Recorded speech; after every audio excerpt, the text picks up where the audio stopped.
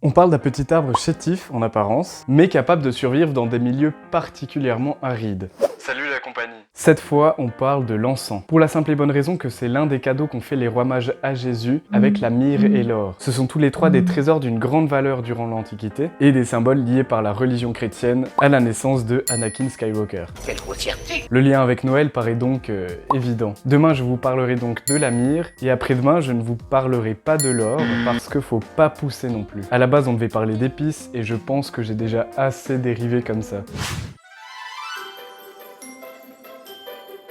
Le Boswellia sacra, comme son nom l'indique, cet arbre est sacré, et depuis très longtemps d'ailleurs, puisque sa résine est l'un des plus vieux parfums connus de l'humanité. Rien que ça, c'est un peu le... marque de parfum célèbre de l'Antiquité.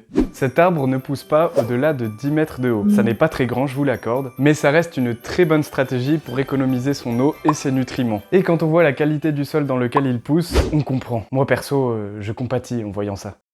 Et c'est vrai que son lieu d'habitat n'est pas vraiment très hospitalier, puisque cet arbre pousse dans les milieux arides de la Somalie, son pays d'origine.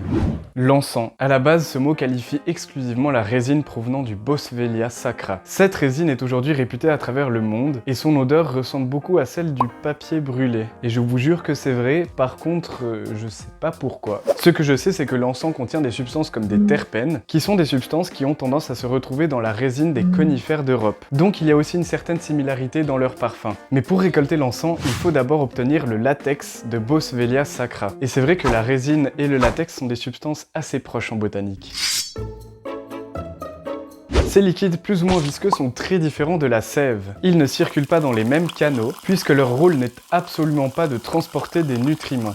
Le latex se distingue de la résine par son aspect laiteux et un petit peu plus liquide, et il agit comme un mécanisme de défense pour les plantes qui en contiennent. Ce liquide permet de cicatriser les plaies infligées à travers l'écorce, et d'empêcher les insectes de se nourrir de substances nutritives, comme la sève élaborée produite par l'arbre, en leur soudant les mandibules. Chez le Boswellia, le liquide qui s'écoule en premier est un latex très blanc, qui se transforme au contact de l'air par oxydation, en une résine de la même couleur que le sucre qui se dépose parfois à la surface du miel. Et c'est cette résine qui se récolte avant d'être séchée puis vendue sous le nom d'encens.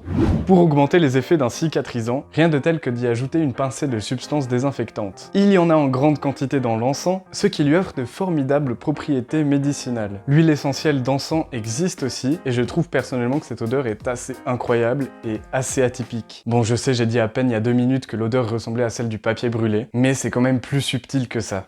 Je ne vais pas m'attarder plus longtemps, likez à fond si la vidéo vous a plu, partagez-la, abonnez-vous, parce que j'ai vraiment besoin de courage pour le travail qui me reste, et à demain!